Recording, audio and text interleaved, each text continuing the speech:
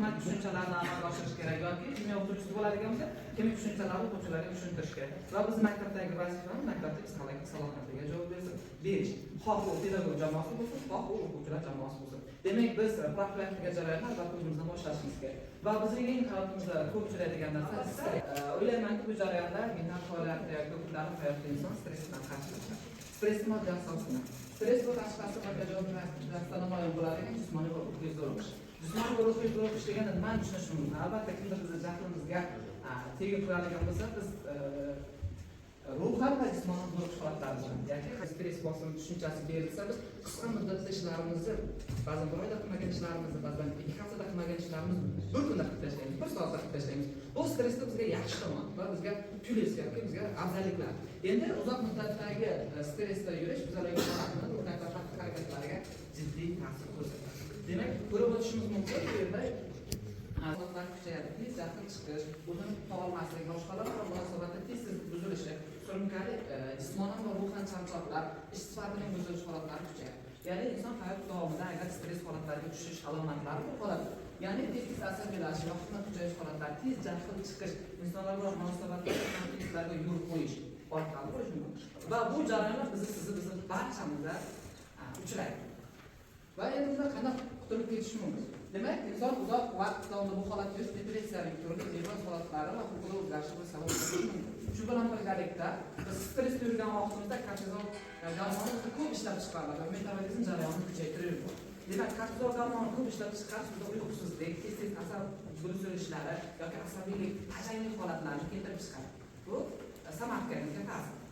Faqat boringizda insonlar bilan tez tortishib qolish yoki kimgadir jahl qilish holatlari bo'lishi mumkin. Bu stressning alomatlari. Biz faoliyatimiz davomida bu hamkasblarimizda ba'zan o'quvchilarni ko'rishimiz mumkin. Ertalab maktabga keladi, sumkasini taqib, jahli chiqqan. Nima bo'ldi deb so'rasangiz, meni onam ertalab bilan turibdi. Va bu holatlar odatiy kundalik hayotdagi jarayonlar stressga sabab bo'lishi mumkin.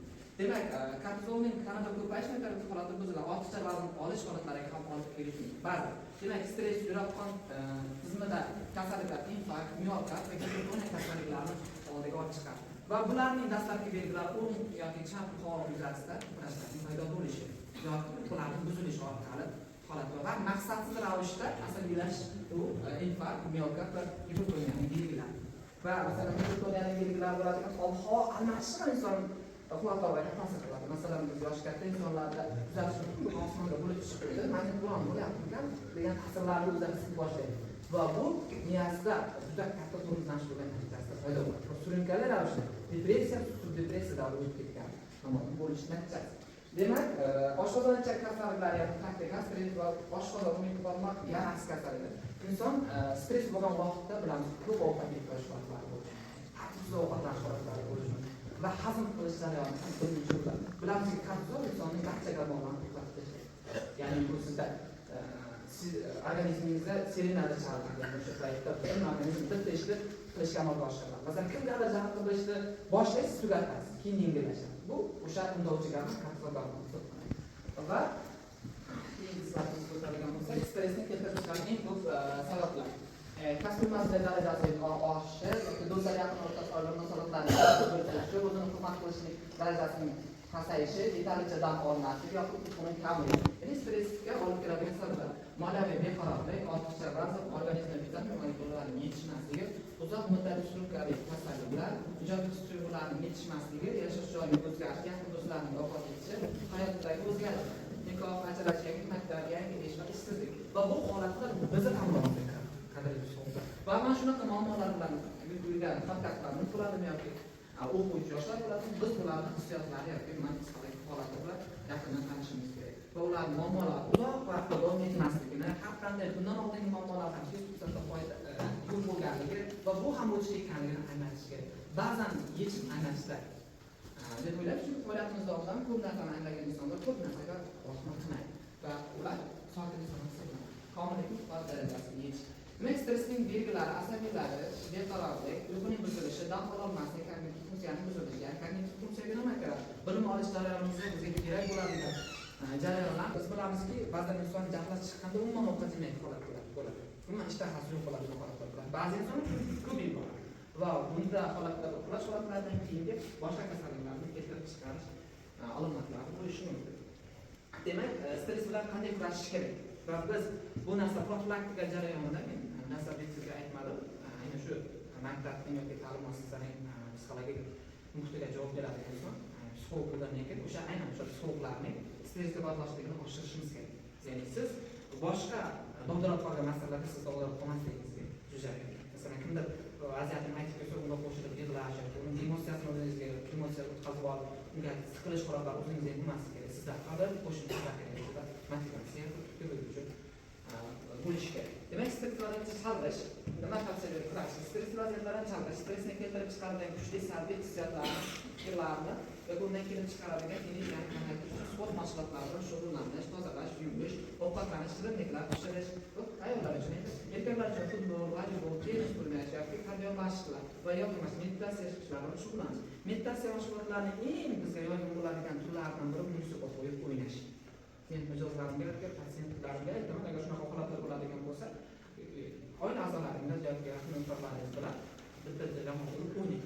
Kalonda bo'lmasa, televizorda ovozini ko'tarib qo'yib, eng yoqimli musiqani qo'yib, va bu sizni stressdan olib chiqib ketadigan holatlar bo'lishi mumkin. Va shuning uchun men aytaman, qalb sovuqni xonasida ovoz ko'targich magnitofon qovurib bo'lishi kerak. Ya'ni psixologiyasi yomon holatlar bo'lishi musiqa ham sizga yordam beradi va qo'shimcha vosita sifatida bo'lishi mumkin. Demak, stressni oldini olish va jamoamizda o'quvchilarni stressdan albatta biz zink yetishmovchiligidan yoki temir moddasini yetishmovchiligidan bizda asab muammolari yoki shunaqa jihatda uyqusizlik kelib chiqishi mumkin va biz bolalarga kundalik hayotimizda psixolog sifatida yoki o'qituvchi sifatida ham olma yoki mevalardan yong'oq yoki sut mahsulotlaridan sut qatiq iste'mol qilishni tavsiya qilishimiz kerak. Ba'zi bolalarimiz tajang bo'lib qoladi, ko'zlarini orqadan qoragan. Eng ochiq belgilari. Demak, ochiq havoda sayr qilish, albatta o'quvchilarning maktabga kirish jarayonida va amaliyotlarni amalga oshiradi. Sayohatlarga borish, yaxshi insonlar bilan muloqot qilish. Bu yaxshi inson maktabda siz bo'lishingiz kerak. Ilm, ma'rifat jihatdan tushunchalarni berib boradigan zamonaviy tushunchalar, o'zbek yo'qotidagi zamonaviy kurslar bilan o'sha joyga bosgan qutqarib ketamiz. Zamonaviy maktab hozir sun'iy intellekt bilan bog'liq bo'lgan barcha fanlarlar bilan. Xususan tibbiyot bo'ladi, xususan psixologiya bo'ladi, barcha ya'ni zamonaviy texnologiyalarga asoslangan, xoslangan va ular bilan birgalikda ishlaydigan yoki marketingning turli sohalari bo'lishi mumkin. Bu jarayonga kelajak kasblar maslahatchi vazifa doirasida ham bor. Maslahatchiga bo'lgan jarayonda biz psixologlar yordam bera olishimiz kerak va bizni ustuvor vazifamiz bor. Bitta yaqinda bir kitobda bir jumlani o'qib o'quvchi maktabda bo'lgan jarayonda maktab o'qigan ta'lim tashkiliy jarayonida balki ularning ishtirokchilarini istab qoladi. Va shu jarayonda siz ularni xotirasiga yaxshi ishtirokchi bo'lib muxlashga harakat qiling. Va bu sizni yaxshi psixolog sifatida yordam beradi. Va endi bu tushunchadan tashqari kasbiy so'nish degan tushuncha bor. Inson kasbiy so'nish holatlari bor. Ya'ni kasbdan qoniqmaslik, moddiy ma'naviy jihatdan va shuni atrofidagi qanday bosim bo'lishi mumkin. Ya'ni hamkasblar bosim orqali kasbiy so'nish bo'ladi. Va bu jarayonda biz kasbiy so'nish psixolog sifatida hamkasblarimizni nafaqat hamkasblar, balki o'zimizni korreksiya qilishimiz kerak. Ya'ni u korreksiya degan o'sha holatga borib qolmaslik. Va hozir mening mavzuim shu bu profilaktika. Ya'ni biz hamkasblarimizni o'zimizni o'sha holatga tushirib qo'ymasligimizga va bu jarayonimizga eng katta yordam beradigan tushuncha shukronalik hissi. Hozir bu jarayonda turibmanki, bundan yomon bo'lishi mumkin edi. Va shu jarayonda bu dunyoda bo'lib turgan siyosiy yoki ijtimoiy voqealarni o'zimizni to'xtatib olmasligimiz kerak. Va shu orqali siz o'zingizdagi kasbiy so'nishlarni yo'qotishingiz mumkin. Ya'ni inson o'zi ishlab chiqaruvchi bo'lishi kerak. Ya'ni siz o'zingizdan ijobiy fikrlarni ishlab chiqaruvchi, atrofingizda insonlarni tarqatuvchi bo'lishingiz kerak. Ya'ni o'zingizda ishlab chiqarilmasa, sizni ham masalan bitta patsient yomon oqibatga keladigan bo'ladigan bo'lsa, u sizni ham masalan amaliyotlarda metodikalarga va yangi tushunchalarga boy bo'lishingiz kerak. Ya'ni sizni darsingiz tepadagi oddiy biologda darslik yoki boshqa o'qituvchilar darslik обычный o'tmaslik kerak. Ya'ni odatiy bo'lmaslik kerak. Musiqa bo'lishi kerak, qanaqadir rang-barang tushunchalar bo'lishi kerak, qanaqadir erkinlik bo'lishi kerak. O'shanda siz psixolog sifatida o'zingizni ta'siringizni ommaga olib bergan bo'ladi. Siz darsingiz qanchalik shijoatli, qanchalik juda ajoyib o'tadigan bo'lsa, u bolalar siz ustida bo'lib ketadi. Masalan, maktabda maktabda o'qiyman. Bolalar juda shu. Masalan, 8-sinf men ustida bo'lib bizga o'tasiz bo'ldi. Yo'q, materialni o'zi to'p-to'pini olib beradi. To'p-to'p bilan amal. Men bu jarayonda sizlarga yaqindan yordam berish yoki aniqlangan tashabbus bilan trening faol amaliyotlarni yoki emotsiya bilan qilingan jarayonlarni sizga tatbiq qilyapmiz.